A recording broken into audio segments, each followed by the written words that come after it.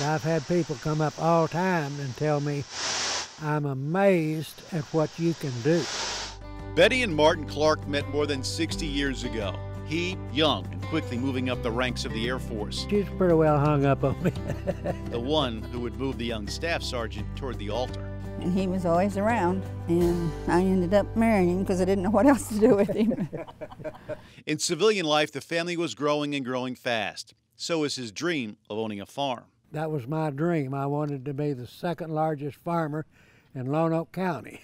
But it didn't get that far, but I've done pretty good. He knew he couldn't beat the largest farmer, but with 800 acres of soybeans, 200 head of cattle, and farming about 3,000 acres overall, yeah, he did pretty good. All was right with the world.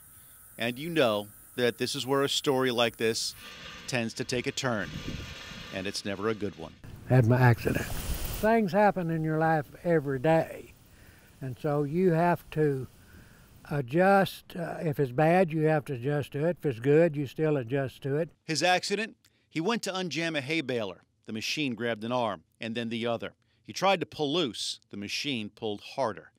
For this farmer, cowboy, carpenter, father, and husband, the rest of his life would be full of adjustments.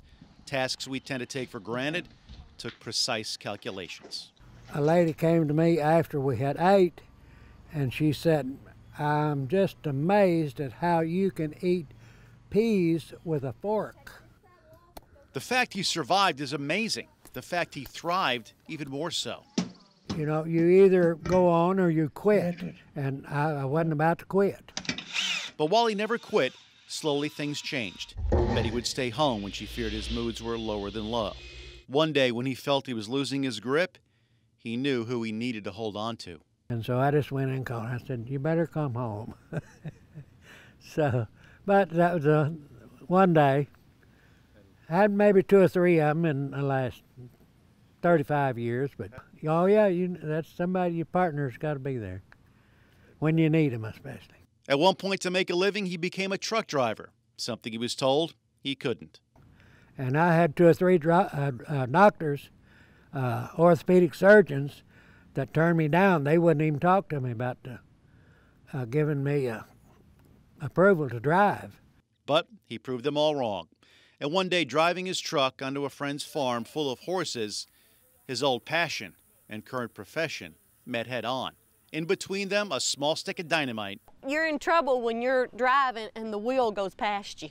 Named Linda Scroggins. When I met Linda Scroggins, and she wanted to know if I could ride a horse. He says, I've not rode, you know, it's been 15 years or more, and I don't know, and I've never rode without hands. If he had any doubts, Linda was about to remove them. She's had a hand in this journey before. Her father lost both of his. I knew what Dad could do and what he couldn't do. If it works, you got to start riding with me. And if it don't work, we'll not tell nobody about it, and nobody will know you can't do it. And it worked. Since then, they have conquered cliffs, hills, caves, and canyons all across the country. I've been riding with her ever since. We rode for probably 25 years right now. His life has been a journey of figuring it out. If you wanted to ride it, he rode it. If you wanted to build it, he built it. I done all this here by myself. Over and over again. I've had people to just stand there and watch me and never say nothing. And someone asked me later, why don't you ask for help? I'm not asking for help. I'll get it done sooner or later. Like a horse's ability to find its way. If you're riding a horse and you're on a trail, that horse may not go back the trail. He may cut through the woods. But now I guarantee you he'll take you home. He found his too. This is a hay conveyor I built for my son at Fort Smith. From time to time, he finds himself on a path that inspires others. Counting the labor. He doesn't force his story on anyone. My pleasure and joy right there is my kids, my grandkids, and great-grandkids. I've got 5 grandkids, 7 great-grandkids. It takes a special person to sit in a saddle where Mr. Clark sits and see beyond what people don't see.